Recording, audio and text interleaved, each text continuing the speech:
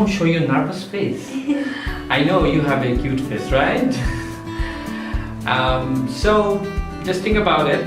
That is, you start presentation with adequate preparation and to be an enjoyable presenter rather than a boring narrator.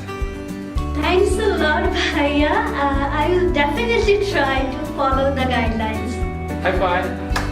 Dear viewers, আপনি কি জানেন stage fruit বা মানুষের সামনে কথা বলার ভীতিকে কিভাবে দূর করতে হয়? জানতে হলে সাবস্ক্রাইব করুন, ক্লিক করুন আমাদের বেল বাটনে, লাইক দিন, কমেন্ট করুন and share it with your friends right now. We are here to guide you with smiles.